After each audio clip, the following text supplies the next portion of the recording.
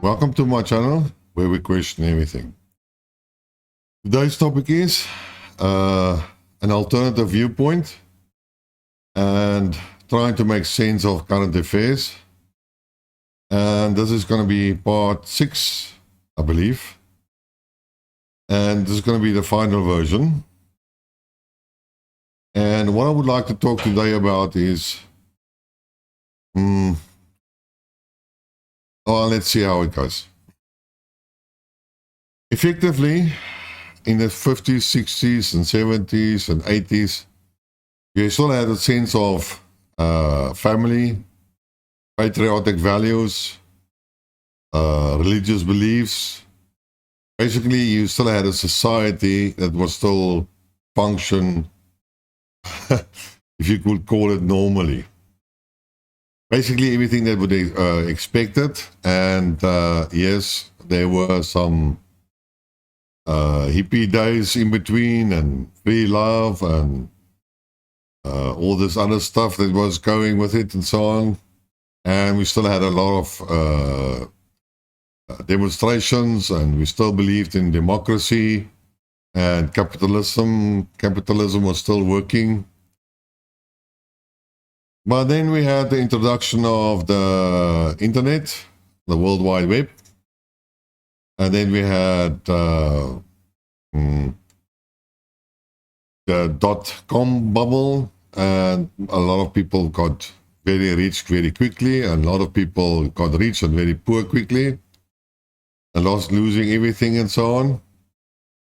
But in any case, what happened after the .com bubble was basically more sustainable type of internet companies, and we had our social media development, and they became big companies, and we had Google, and the American influence on the World Wide Web became significant, and slowly but surely we saw a change in our society. Due to, I call it basically social media, interaction between people became more common, and a huge industry developed, or not industry developed, but a sense of fakeness started to develop because a lot of images were posted that were photoshopped and became very pretentious and very superficial, and it was basically false. And it became very competitive in that respect, especially to our youth. And then we had the generation, Millennium generation, Generation X, and Generation Z. And then we had the introduction of the cell phone, which made communication even more faster. And we had basically also social media on our cell phones. And kids became dependent on their cell phones and their social media. And if you now listen or read a lot of reports about the youth and so on, then you will find that our current youth has a lot of psychological problems. And in my opinion, it was caused by the false competitiveness that was generated by our social media, and the total bombardment of information, something that our human brain couldn't really handle. And well, a lot of kids these days have psychological problems, depression, loneliness, anxieties, and well, that also combined with our modern type of pharmaceutical. Well, they're all on pills now. And you will find that a lot of people in America, a huge percentage, I think over 70%, are on depression medicine, which also encompasses anxiety medicines and all the whole range. The range is quite significant. And then life was fairly good. Living standards were fairly high, especially in the Western world and America and Europe. But you can also see it in the more, as China rose in the more affluent parts of China. In Japan, it became a big issue in terms of gadgets and so on, and Taiwan. And there were a lot of technological developments, which means basically electronic equipment and toys and gadgets and communications and etc., and everything became fairly cheap as well and accessible. And people had too much think, and that also created the whole story about wokeness. Well, no, wokeness didn't derive from that. Basically, the whole family structure was damaged, and the values that we had in the 50s, 60s, and 70s and 80s started to slowly deteriorate and disappear. Religion was not that strong anymore, and people had a much more liberal type of views. Well, the people in power finally realized that they made a huge mistake of creating the internet, because they couldn't control the internet, especially the narrative. And there was a consolidation of the media, printed media and the television media.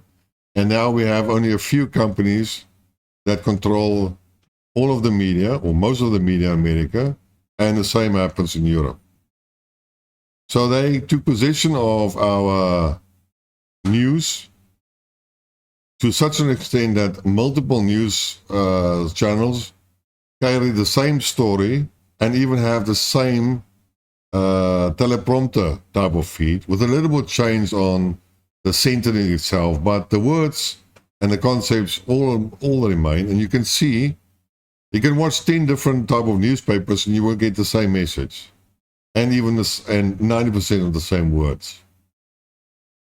So that's the power of the powers that be, to control of our media, and thereby start to control the narrative. So how did they do it now to control the internet?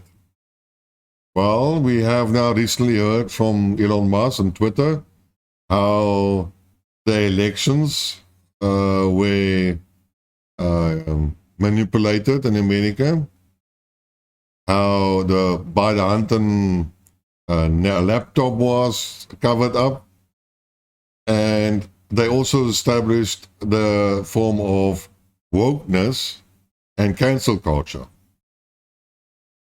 So firstly, they penetrated and convinced social media in order to implement censorship. They implemented fact finders to control the internet, to control the narrative.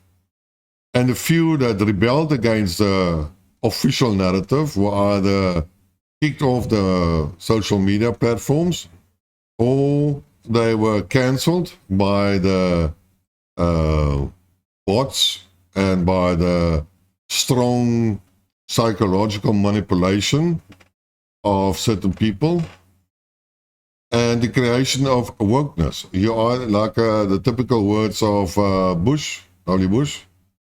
You're either with us or you're against us. And this is basically how the powers that be to control over the internet and control the narrative, and basically created the situation that we have now. But unfortunately, I believe it's got a little bit out of hand.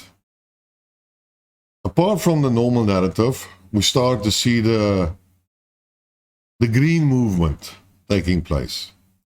Now, the global warming narrative is something very similar to like the ozone layer that was destructive. So we had to change all our gas and all our cooling and refrigerant. And that created a lot of new businesses and a new industry. And, well, that created work and money. And in a similar sense, we have this green energy, which I'm not totally against. But it created a new industry for people to make a lot of money. And a lot of public money was spent on that. But the whole movement got a momentum of its own. And the movement started to adapt the whole story about the cancel culture and the wokeness, and then incorporated well, there's another phenomenon like LBGT and transgender narratives and so on. These are all sort of small deviations from the control measures that the powers that be implemented. So they didn't expect that, but that was one of the, call it, side effects. And the Green Movement has gained a lot of power and support. And, well, if you look at Germany, it's a coalition government. But Olaf Scholz is of the biggest party, but the Minister of Finance and the Minister of Foreign Affairs are Green Party members. So, in my opinion, they have a little bit of too much power for the size of their coalition percentage, if you want to call it. And if you look at Baerbock or what she says, and come on, what's the name again? Baerbock, the German finance minister.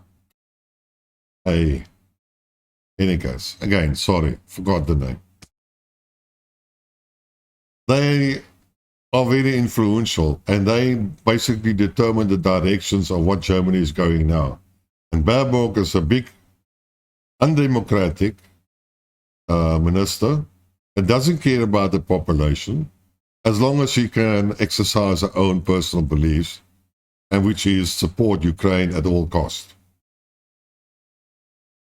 And the Greens have gone that bad that they are shooting Germany in the foot by cutting themselves off from cheap Russian gas and still reactivating dirty coal power stations, dirty coal mines, and other extending. They were not that much in favor of the nuclear reactors, but they finally gave in, and the lifespan of those 3 remaining nuclear reactors were extended. But basically, they're going against their own grain and beliefs.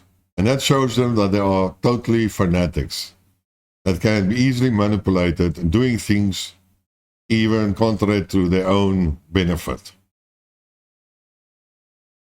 And those are the groups that I believe at this stage has gone a little bit haywire and out of control. And let's see how the powers that be will be able to control them.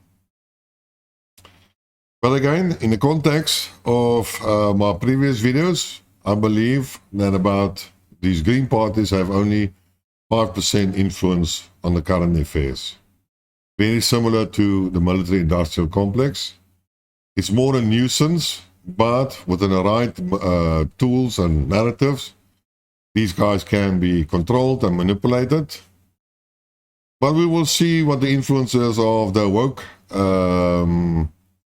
sections, because if you look at the so-called global south, they are not very happy with wokeness, the LGBT beliefs, or the transgender.